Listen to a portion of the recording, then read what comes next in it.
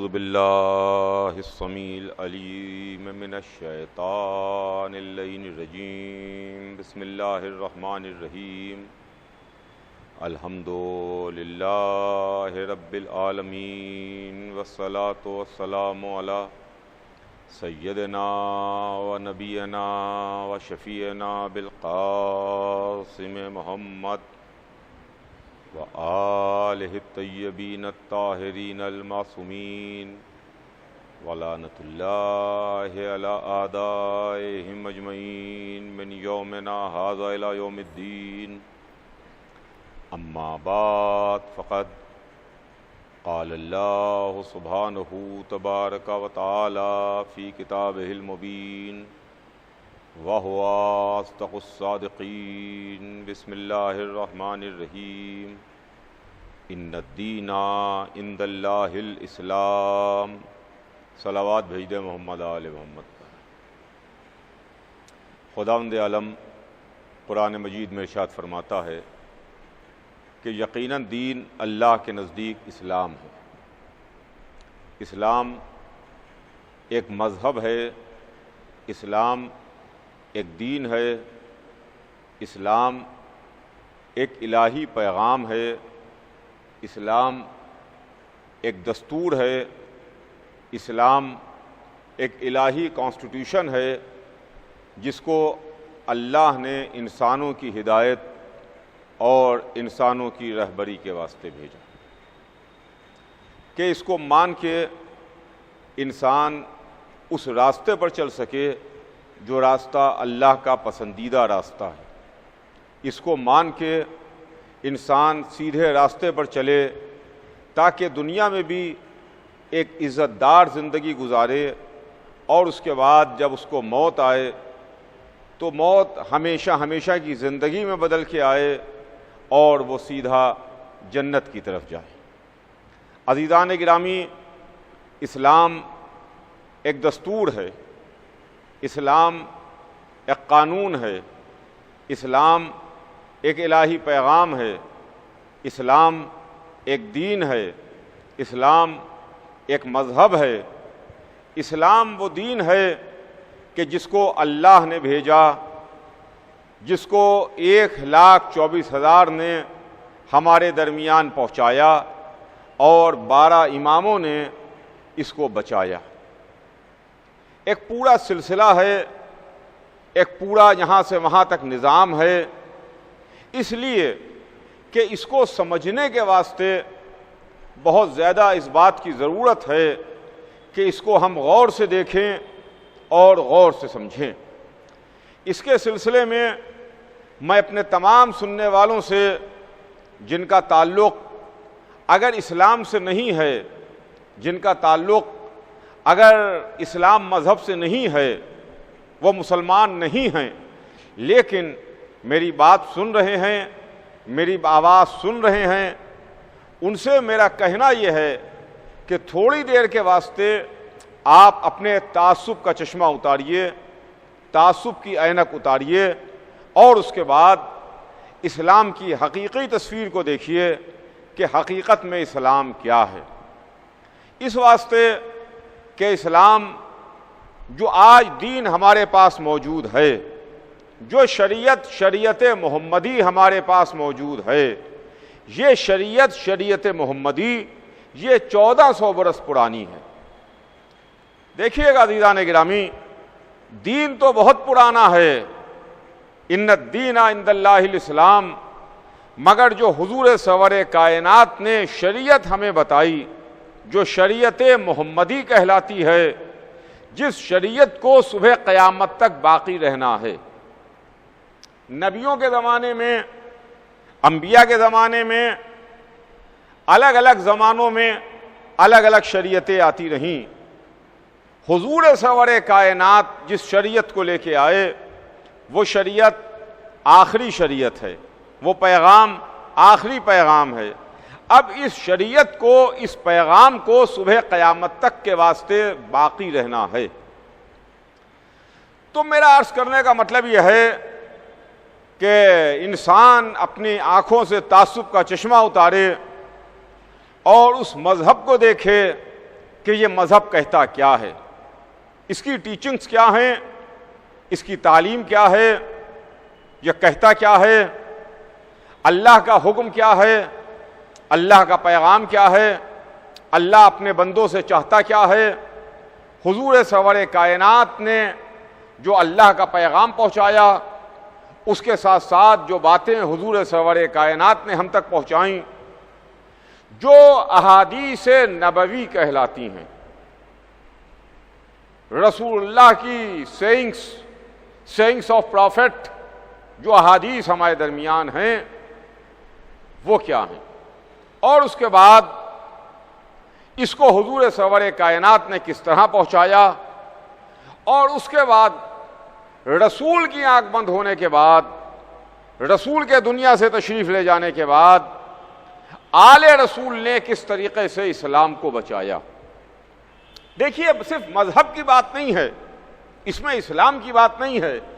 کسی بھی چیز کو اگر سمجھنا چاہتے ہیں آپ، تو آپ کو غیر جانبدار رہنا پڑے گا، آپ کو تعصب کی اینک اتارنا پڑے گی، آپ کو پارشل نہیں رہنا پڑے گا، کسی ایک طرف آپ کو جھکاؤ نہیں ہونا چاہیے۔ آپ نیوٹرل رہ کے سوچئے، آپ غیر جانبدار رہ کے سوچئے، آپ کا جھکاؤ ایک خاص طرف نہ ہو، بلکہ آپ دیکھیں کہ حقیقت کیا ہے، ریئلٹی کیا ہے، فیکٹس کیا ہیں، اصلیت کیا ہے۔ اس کے بعد کوئی بھی چیز کو اگر آپ کو سمجھنا ہے تو تعصب کی ساری دیواروں کو گرانا ہوگا اور اس کے بعد بات کو سمجھنا ہوگا۔ ویسے ہی اسلام کو سمجھنے کے واسطے تعصب کی ساری دیواروں کو گرانا ہوگا اور اس کے بعد دین کو سمجھنا ہوگا، اس کے بعد مذہب کو سمجھنا ہوگا، اس کے بعد اسلام کو سمجھنا ہوگا۔ عزیزان گرامی، محرم کا آغاز ہو رہا ہے۔ یہ محرم جو سال بھر کے بعد آتا ہے، سال بھر کے بعد ہر سال محرم آتا ہے۔ اسلامی تاریخ کا، اسلامی کیلنڈر کا پہلا مہینہ محرم ہے، اور اسلامی کیلنڈر کا آخری مہینہ ذی الحجہ ہے۔ آج چاند رات ہے، اور چاند رات دن گزرا، ذی الحجہ کا آخری دن تمام ہوا، اور جو رات آئی ہے یہ چاند رات ہے، اور کل محرم کی پہلی تاریخ ہوگی۔ یہ ہر سال محرم آتا ہے، اور ہر سال امام حسین علیہ السلام کے نام پر، شہدائے کربلا کے نام پر، کربلا کے 72 شہیدوں کے نام پر، محمد کے نواسے کے نام پر، علی و فاطمہ کے بیٹے کے نام پر لوگ جمع ہوتے ہیں، اور اس کے بعد اس پیغام کو پہنچایا جاتا ہے، اس پیغام کو عام کیا جاتا ہے جو پیغام رسول اللہ نے پہنچایا ہے، جس پیغام کو اللہ نے ہمارے درمیان بھیجا۔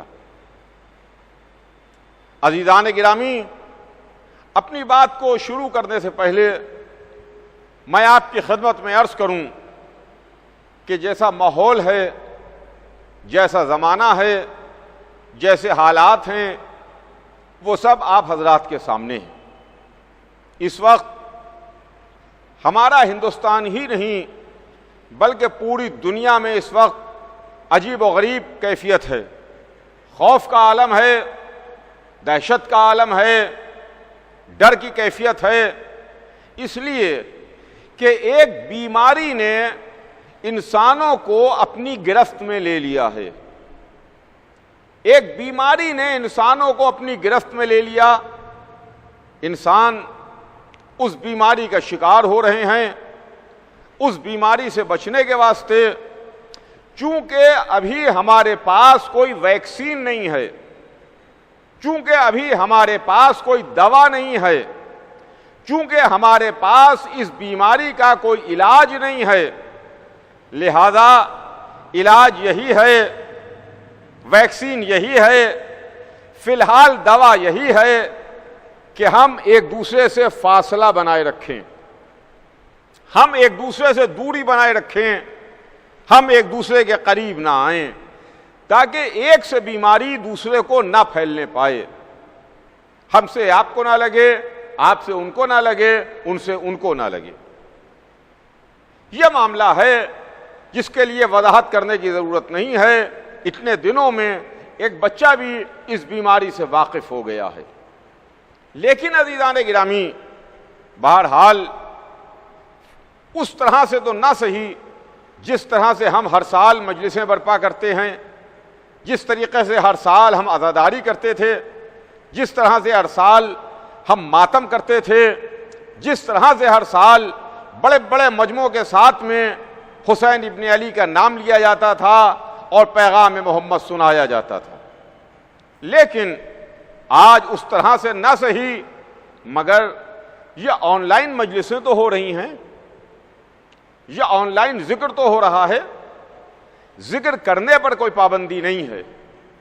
توجہ چاہوں گا عزیزان گرامی، ذکر کرنے پر کوئی پابندی نہیں ہے۔ میں اس وقت مجلس پڑھ رہا ہوں، آپ مجلس سن رہے ہیں، آن لائن یہ تمام چینلز کے ذریعے سے پوری دنیا میں مجلس نشر ہو رہی ہے، کسی کو کوئی دقت نہیں ہے، کسی کو کوئی پریشانی نہیں ہے۔ صرف دقت و پریشانی یہی ہے کہ ہم کلیکٹ نہیں ہو سکتے، ہم یکجا نہیں ہو سکتے، ہم جمع نہیں ہو سکتے، ہم ایک جگہ کے اوپر بڑی تعداد میں نہیں آ سکتے۔ ٹھیک ہے، ہم اللہ کی سرکار میں دعا کرتے ہیں کہ اس سال نہ صحیح پالنے والے اس بیماری کو دور کر، تاکہ انشاءاللہ آئندہ سال پھر ہم اسی شان کے ساتھ، اسی شوکت کے ساتھ، اسی ولولے کے ساتھ، اسی طریقے سے عزاداری کر سکیں جس طریقے سے ابھی تک عزاداری کرتے ہوئے آئے تھے۔ تو عزیزان گرامی، بہرحال یہ عزاداری ہے، یہ آن لائن مجلسیں ہیں، ان مجلسوں پر کوئی پابندی نہیں ہے۔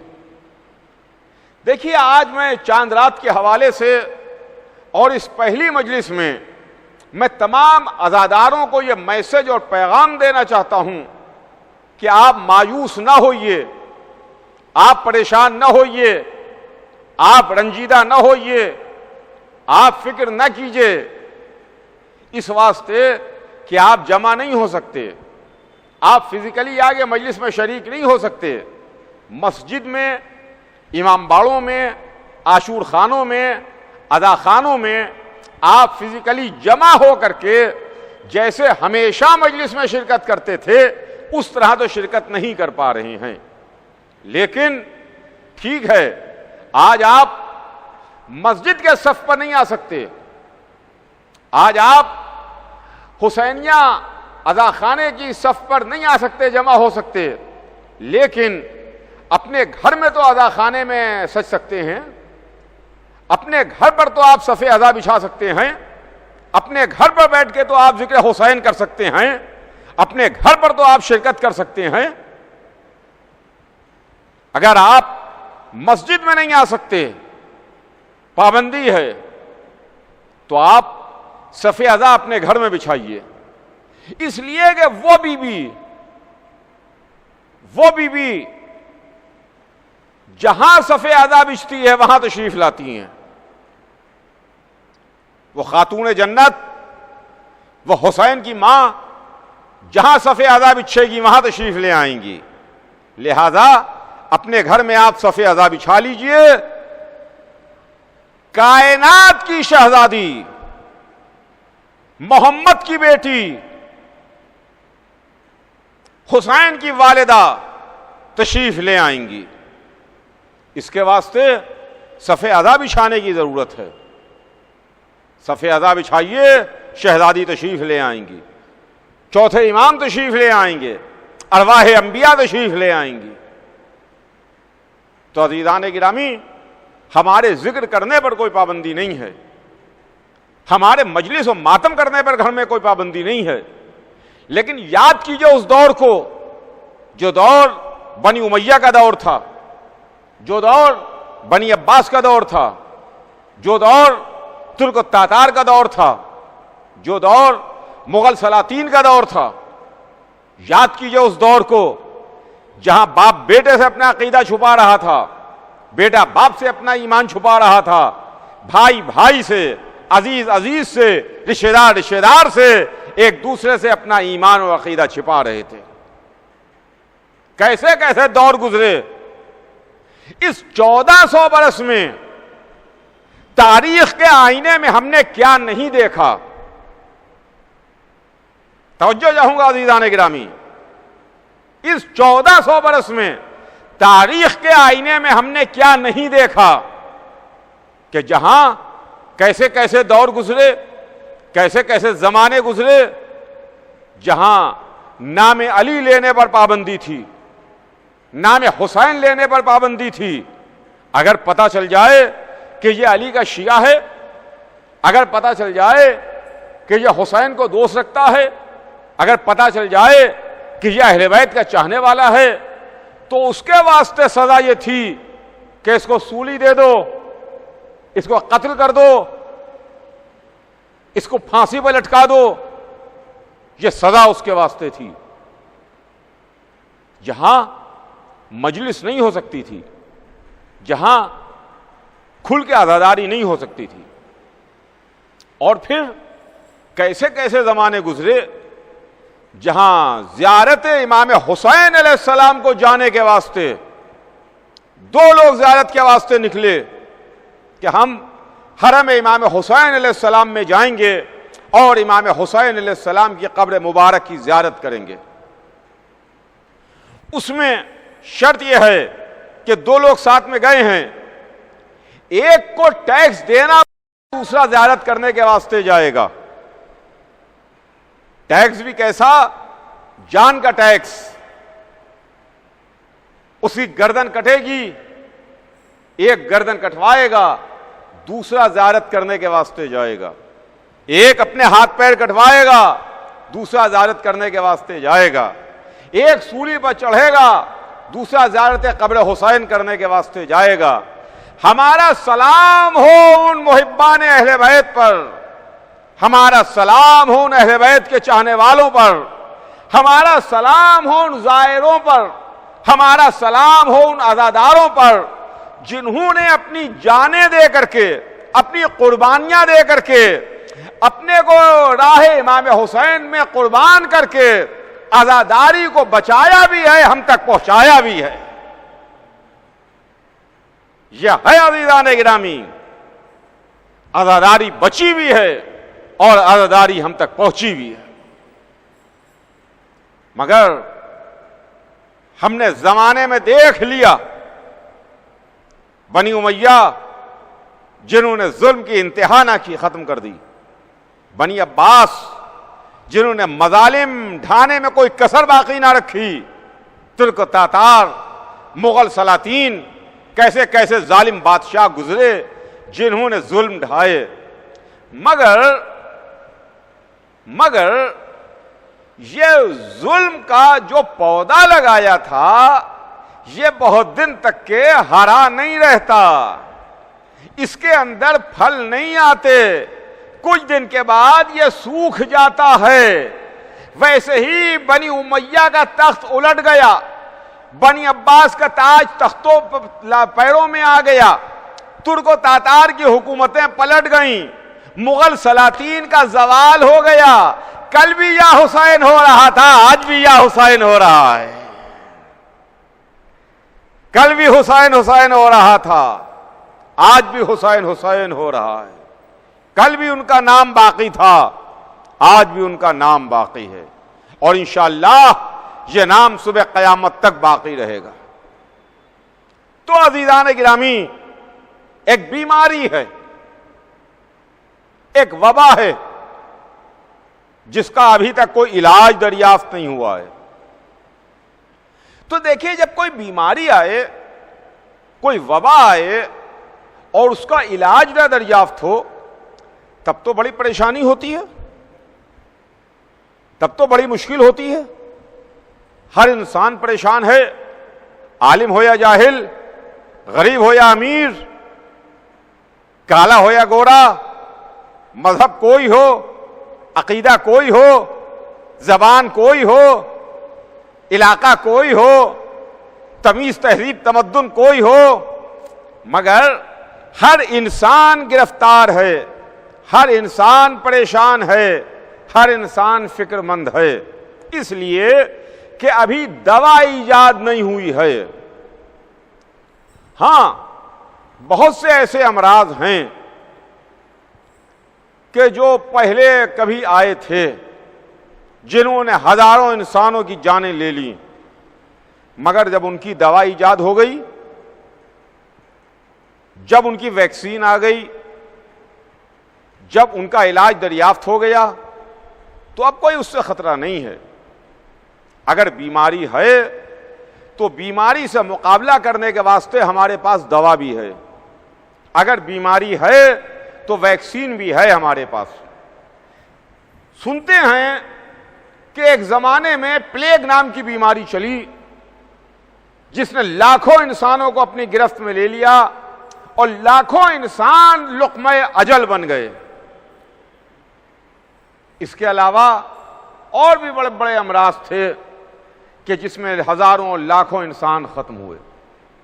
بخار چلے جس میں لاکھوں لوگ ختم ہو گئے، ٹی بی کا مرض تھا، ابھی تھوڑے عرصے پہلے تک جس کو ٹی بی ہو جائے تو یقین مانیے کہ اس کی موت یقینی ہو جاتی تھی، لیکن آج ٹی بی کا علاج دریافت ہو گیا، آج یلو فیور کا علاج دریافت ہو گیا، آج پلیگ کا علاج دریافت ہو گیا، لہذا یہ بیماریاں بھی نہیں ہیں۔ ٹی بی اگر ہے تو اس کا علاج بھی ہے، کوئی ڈرنے کی ضرورت نہیں ہے۔ پریشانی وہاں پر ہے جہاں پر مرض ہو علاج نہ ہو۔ توجہ چاہوں گا عزیزان گرامی، جہاں پر مرض ہو مرض کا علاج نہ ہو، پریشانی وہاں پر آتی ہے۔ بس یہیں پر آپ مذہب کو سمجھیے، یہیں پر اسلام کو سمجھیے، یہیں پر دین کو سمجھیے کہ مرض ہے، مرض کا علاج نہ ہو تو پریشانی ہے۔ اسلام وہ مذہب ہے، اسلام وہ مذہب ہے کہ جو روحانیت کے مریض کا علاج کرنے کے واسطے آیا ہے، یہ روحانی علاج کرنے کے واسطے آیا ہے، اس لیے کہ مرض موجود ہے۔ آپ کہیے گا کہ مرض کیا ہے؟ مرض موجود ہے۔ مرض وہی ہے کہ جو جنت سے یہ کہہ کے نکلا تھا کہ میں سب کو بہکاؤں گا تیرے خاص بندوں کو چھوڑ کے۔ لہذا پریشانی تو تب ہوتی جب مرض ہوتا، مرض کا علاج نہ ہوتا۔ اسلام جیسا مذہب موجود ہے، اسلام جیسی دوا موجود ہے، مذہب جیسا علاج موجود ہے۔ اگر تمہارے پاس بیماری ہے تو اسلام کے دامن میں آ جاؤ، اسلام کی پناہ میں آ جاؤ، مذہب کے سائے میں آ جاؤ، کفر کی بیماری بھی دور ہو جائے گی، نفاق کی دیواری بھی دور ہو جائے گی، شرک کی بیماری بھی دور ہو جائے گی، تمام نجاستیں بھی دور ہو جائیں گی۔ شرط یہ ہے کہ اسلام کی خالص اوریجنل دوا پینا ہے، آپ کو اصلی دوا پینا ہے، ورنہ اصلی کے ساتھ ساتھ بازار میں نقلی دوائیں بھی ہوتی ہیں، نقلی دوائیں بھی ہیں۔ اصلی دوا چاہیے ہے تو آل محمد کے در سے ملے گی، نقلی دوا چاہیے ہے تو ادھر ادھر بھٹکنے سے مل جائے گی۔ تو عزیزان گرامی، یہ دین ہے، یہ مذہب ہے، یہ اسلام ہے، جس کو اللہ نے ہمارے درمیان بھیجا، اور ہمارے درمیان یہ مذہب ہدایت کے واسطے آیا، ہمارے درمیان یہ مذہب ہماری رہبری کے واسطے آیا۔ لیکن توجہ چاہوں گا کہ یہ مذہب اس کو اللہ لے کے نہیں آیا، اللہ نے وسیلہ چنا انبیاء کو، انبیاء کے ذریعے سے یہ پیغام ہمارے درمیان آیا۔ انبیاء کے ذریعے سے یہ دین ہمارے درمیان آیا۔ عزیزان گرامی، انشاءاللہ ان مجالس میں، اس عشرے میں میں آپ کی خدمت میں کوشش کروں گا کہ تاریخ ہدایت کے سلسلے میں کچھ عرض کروں۔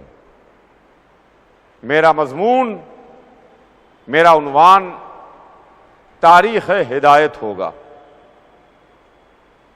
کل سے انشاءاللہ باقاعدہ اس سلسلے میں بات آگے بڑھے گی، لیکن آج تھوڑی دیر تمہیدی گفتگو آپ کے سامنے ہو جائے تاکہ کل سے باقاعدہ عنوان کے سلسلے میں آپ سے بحث ہو اور عنوان کے سلسلے میں آپ کے سامنے گفتگو ہو۔ آج صرف تمہید ہے، کل سے انشاءاللہ عنوان رہے گا۔ سلسلہ ہدایت، ہدایت کا سلسلہ۔ اللہ نے 1,24,000 ہادی بھیجے، اللہ نے 1,24,000 رہبر بھیجے، اللہ نے 1,24,000 انسانوں کو نجات دینے والے اپنے خاص بندے بھیجے، جن کے ذریعے سے انسانوں کی ہدایت ہو سکے، جن کے ذریعے سے انسانوں کی نجات ہو سکے، جن کے ذریعے سے انسانوں کی رہبری ہو سکے۔ 1,24,000، یہ 1,24,000 ہادی ہیں، 1,24,000 رہبر ہیں، 1,24,000 اللہ کے منتخب بندے ہیں۔ یہ 1,24,000 وہ ہیں کہ جن کا انتخاب اللہ نے کیا، جن کو اللہ نے منتخب کر کے بھیجا۔ ہمارے پاس کوئی بنانے کا کام نہیں ہے، ہمارے پاس نہ کارخانہ ہے، نہ فیکٹری ہے، نہ کوئی ڈھالنے کی مشین ہے جہاں ڈھل جائے۔ ہم تو صرف ماننے والے بندے ہیں، حکم ادھر سے آتا ہے، بن کے ادھر سے آتا ہے، منتخب ادھر سے ہو کے آتا ہے۔ ہمارا کام صرف ماننا ہی ماننا ہے، ہمارا کام صرف ایکسپٹ کرنا ہے۔ اللہ نے ہدایت کے واسطے 1,24,000 نبیوں کو بھیجا، جو 1,24,000 ہادی ہیں، 1,24,000 رہبر ہیں۔ 1,24,000 دین لے کے آئے، اور اس کے بعد جب 1,24,000 کا سلسلہ تمام ہوا تو اس سلسلے کو اسی طریقے سے نہیں چھوڑ دیا، اس لیے کہ ابھی دنیا کا سفر جاری ہے، انسان سفر کی منزل میں ہے، ابھی قیامت نہیں آئی ہے۔ لہذا یہ تو بہت بڑی ناانصافی ہوگی کہ آپ کسی کو اس بات کے اوپر اپنے ساتھ لے کے چلے کہ آپ میرے ساتھ چلیے، میں آپ کو راستہ دکھاؤں گا تاکہ آپ گمراہ نہ ہوئیے، آپ بھٹکیے نہیں، آپ کہیں کھو نہ جائیے، آپ کہیں گڑھے میں گر نہ جائیے، آپ کسی کھائی میں نہ گر پڑیے، آپ کسی دریا میں نہ ڈوب جائیے، میں آپ کے ساتھ چلوں گا اور آپ کو آپ کے منزل تک پہنچاؤں گا، آپ کے ڈیسٹینیشن تک پہنچاؤں گا، اور اس کے بعد میں بیچ میں آپ کو چھوڑ کے چلا جاؤں، بیچ میں آپ کو چھوڑ دوں اور اس کے بعد میں چلا جاؤں، تو اس کا مطلب یہ ہے کہ میں نے جو آپ سے کہا تھا کہ میں آپ کو آپ کی منزل تک پہنچاؤں گا، ڈیسٹینیشن تک پہنچاؤں گا، تو میری بات تو غلط ہو گئی۔ ابھی قیامت نہیں آئی ہے، قیامت کب آئے گی یہ اللہ کے علم میں ہے، قیامت کب آئے گی یہ اللہ جانتا ہے۔ حضور سرور کائنات 1400 برس پہلے 28 صفر سن 11 ہجری کو اس دنیا سے تشریف لے گئے، اپنا آخری پیغام پہنچا کے، آخری شریعت کو چھوڑ کے، آخری کتاب کو چھوڑ کے، اور یہ اعلان کر کے چلے گئے کہ نہ میرے بعد کوئی ہادی آئے گا، نہ میرے بعد کوئی نبی آئے گا، نہ میرے بعد کوئی کتاب آئے گی، نہ میرے بعد کوئی شریعت آئے گی، نہ میرے بعد کوئی دین آئے گا۔ یہ آخری دین ہے، یہ آخری پیغام ہے، میں آخری نبی ہوں، قرآن آخری کتاب ہے۔ اب اس کارواں کو جانا ہے صبح قیامت تک کے واسطے، یہ سفر ہے صبح قیامت تک کا، اور بھڑکانے کے واسطے، بہکانے کے واسطے، گمراہ کرنے کے واسطے، کھائی میں گرا دینے کے واسطے، دریا میں ڈبو دینے کے واسطے وہ موجود ہے جو جنت سے یہ کہہ کے نکلا تھا کہ سب کو بہکاؤں گا تیرے خاص بندوں کو چھوڑ کے۔ لہذا اب اس بات کی ضرورت تھی کہ اللہ کے کچھ ایسے خاص بندے ہوں کہ جو نبوت کے ختم ہونے کے بعد، اس سلسلے کے تمام ہونے کے بعد ہماری ہدایت کر سکیں، ہماری رہبری کر سکیں، ہمارا بازو تھام سکیں، ہمیں گمراہ نہ ہونے دیں، ہمیں کھائی میں نہ گرنے دیں، ہمیں بھٹکنے نہ دیں۔ اس کے واسطے ہم نے کسی غیر کو نہیں مانا، کسی غیر کے دروازے پر نہیں گئے، ہم ادھر ادھر نہیں بھٹکے، بعد رسول ہم اسی دروازے پر بیٹھ گئے جس دروازے پر محمد آ کے سلام کرتے تھے۔ کبھی جبرائیل آتے تھے، کبھی ملائکہ آتے تھے، کبھی اس دروازے پر رب العزت کے سلام آئے، کبھی اس دروازے کے اوپر ستارہ اترا۔ وہی گھر تھا، وہی در تھا، جس گھر سے، جس در سے ہم کو 12 امام ملے، 12 رہبر ملے۔ رسول کے بعد جس گھر نے، جس در نے ہماری ہدایت کی ہے اور ہماری رہبری کی ہے۔ تو عزیزان گرامی، یہ سلسلہ ہے، نبیوں کا سلسلہ، دین کے لانے والوں کا سلسلہ ہے، اماموں کا سلسلہ، دین کے بچانے والوں کا سلسلہ ہے۔ مگر ہماری ہدایت کے واسطے انبیاء نے بھی ہماری ہدایت اور رہبری کی، اور اماموں نے بھی ہماری ہدایت اور ہماری رہبری کی ہے۔ بس عزیزان گرامی، کل انشاءاللہ اس کے آگے اپنی بات کو بڑھاؤں گا۔ کل سے انشاءاللہ ہمارا اصل مضمون شروع ہوگا، اور مضمون کا عنوان ذہن میں رکھیے گا، تاریخ ہدایت۔ یہ میرا عنوان ہے، ہدایت کی تاریخ۔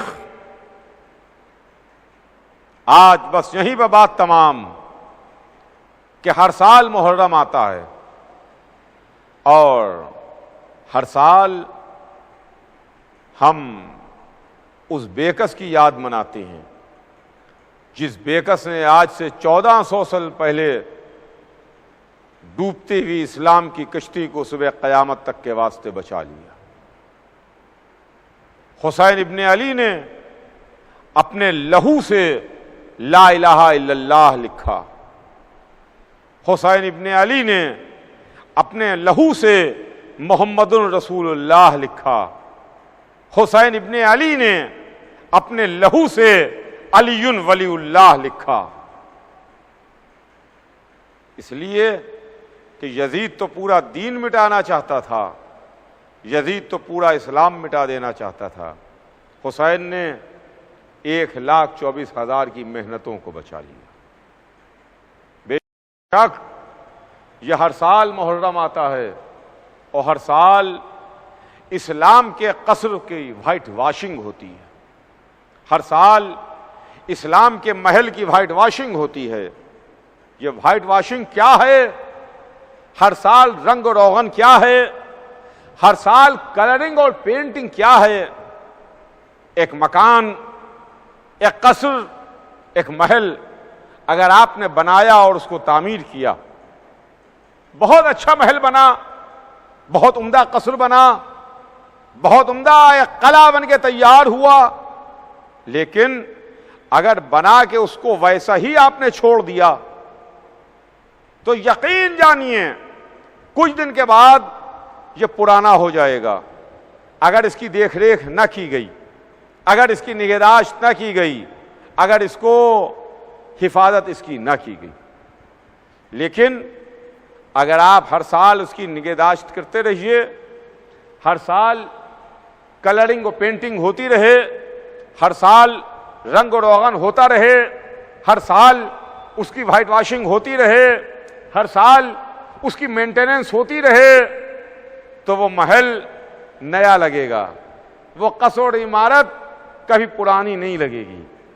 یہ مذہب 1400 سال پرانا مذہب ہے، یہ ہم کو آج بھی نیا کیوں نظر آ رہا ہے؟ رسول تو اسلام پہنچا کے سدھار گئے. 18 ذی الحج سن 10 ہجری کو یہ آیت آ گئی کہ الیوم اکملت لکم دینکم، آج دین مکمل ہو گیا، آج دین کامل ہو گیا.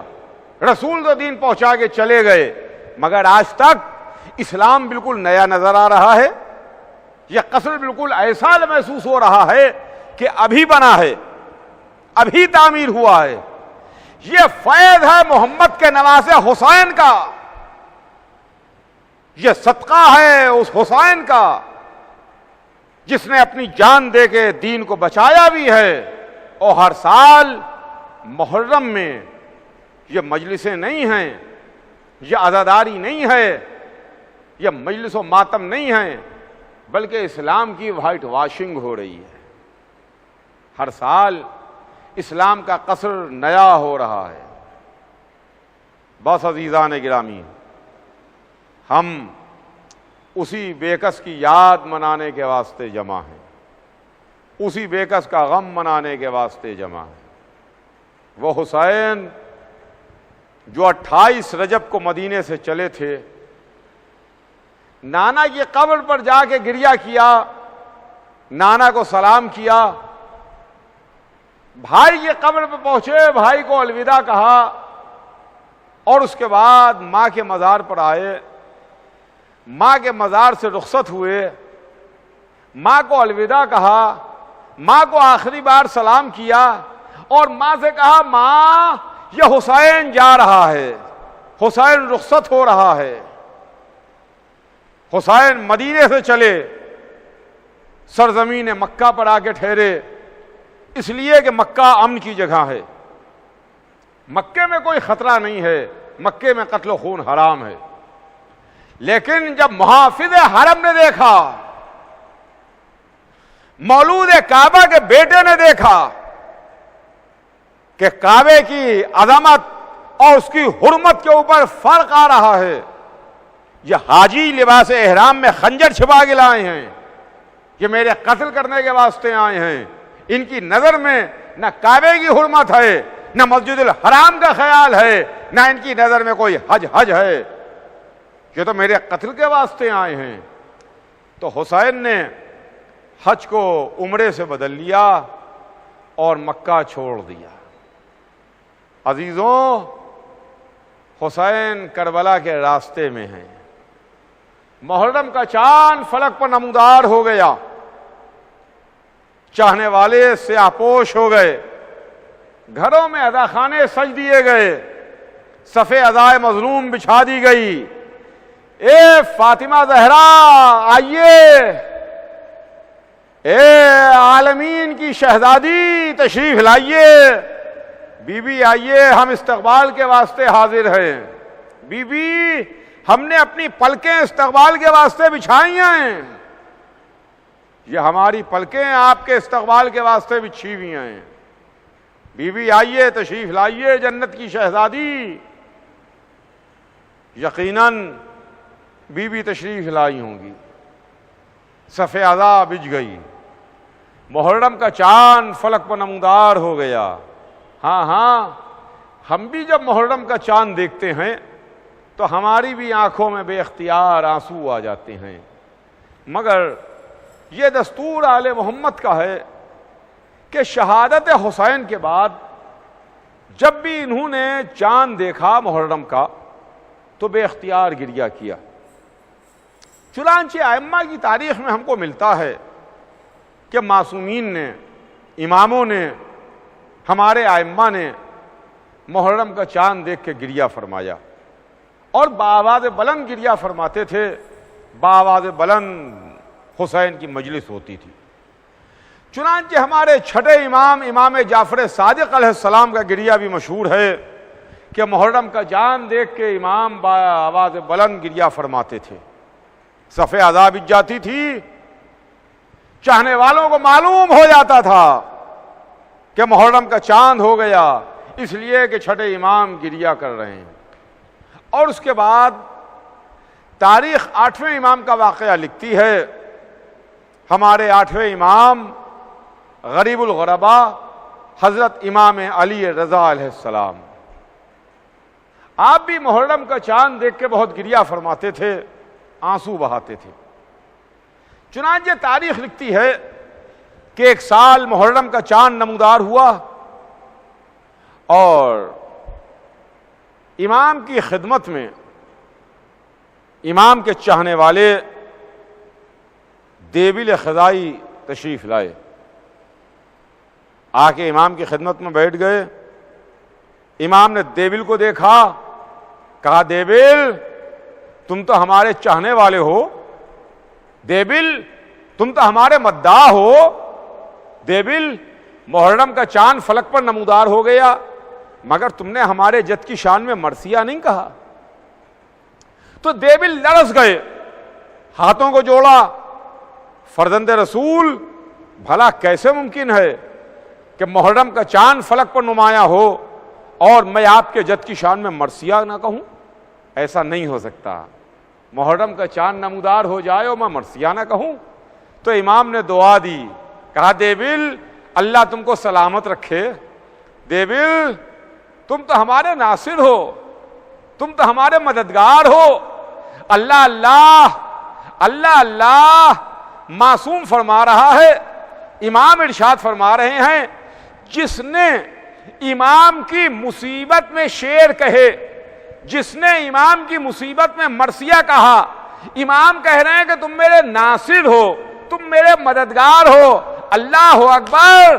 یہ مداحان اہل بیت کا مرتبہ کتنا بلند ہے کہ معصوم کہہ رہا ہے کہ تم میرے ناصر و مددگار ہو. ہاں عزیزان گرامی، تم میرے ناصر و مددگار ہو. پردے کا انتظام ہوا، پس پردہ سیدانیاں جمع ہوئیں، کرسی لاگے رکھی گئی، دیبل کرسی نشین ہوئے، امام زیر منبر تشریف لائے. دیبل نے امام سے ہاتھ جوڑ کے اجازت لی، فرزند رسول اجازت ہے. امام نے فرمایا بسم اللہ، دیبل مرثیہ شروع کرو. لیجئے دیبل نے مرثیہ شروع کیا. دیبل نے مرثیہ پڑھنا شروع کیا. دیبل مرثیہ پڑھ رہے تھے جس کو شعر یہ تھے کہ بی بی جناب فاطمہ آئیے تشریف لائیے، آ کے دیکھیے آسمان عزت کے ستارے کہاں کہاں بکھرے ہوئے نظر آ رہے ہیں. بی بی آئیے دیکھیے، کوئی نجف میں آرام کر رہا ہے، کوئی مدینے میں آرام کر رہا ہے، کوئی کربلا میں سو رہا ہے، کوئی کاظمین میں آرام کر رہا ہے. بی بی آئیے آ کے دیکھیے. امام گریہ فرما رہے تھے، پس پردہ سے بیویوں کے گریے کی آوازیں آ رہی تھیں، چاہنے والے آنسو بہا رہے تھے. یہاں تک کہ دیبل نے مرثیہ تمام کیا. جب دیبل مرثیہ تمام کر چکے کہ ایک مرتبہ امام نے دیبل سے کہا دیبل اس مرثیے میں ایک شعر کا اضافہ کر لو، ایک شعر میری طرف سے بڑھا لو. دیبل نے ہاتھ جوڑے کا فرزند رسول حکم ارشاد. تو امام نے فرمایا دیبل اس شعر میں اس مرثیے میں میری طرف سے یہ شعر کا اضافہ کرو کہ کوئی کربلا میں سو رہا ہے، کوئی کاظمین میں آرام کر رہا ہے، کوئی نجف میں آرام کر رہا ہے، کوئی مدینے میں سو رہا ہے، لیکن کوئی ان سب سے دور سرزمین طوس پر آرام کر رہا ہے، طوس کی زمین پر سو رہا ہے. لیجئے لیجئے، دیبل نے پڑھ تو دیا، شعر کہہ تو دیا، جو امام نے فرمایا دیبل نے اس کو پڑھ تو دیا، مگر ہاتھ جوڑے کہا فرزند رسول میں تو آپ کے گھر کا پرانا خادم ہوں، میں آپ کے گھر کا پرانا مداح ہوں، میں آپ کے گھر کا پرانا خادم ہوں؟ ماں مولا مجھے نہیں معلوم کہ آپ کے گھر کے کون سے بزرگ ہیں جو سرزمین طوس پر آرام کر رہے ہیں، میں نہیں جانتا۔ اے آقا آپ یہ بتائیے کہ طوس پر کون دفن ہے؟ امام نے کہا ارے دیبل، طوس پر میری قبر بنے گی، طوس پر میں دفن کیا جاؤں گا۔ غضب یہ ہوا کہ دیبل نے اس شعر کو دوبارہ پڑھ دیا، پردہ الٹ کے کنیز نکلی، اے دیبل اب نہ پڑھنا۔ امام رضا کی بہن کو غش آ گیا۔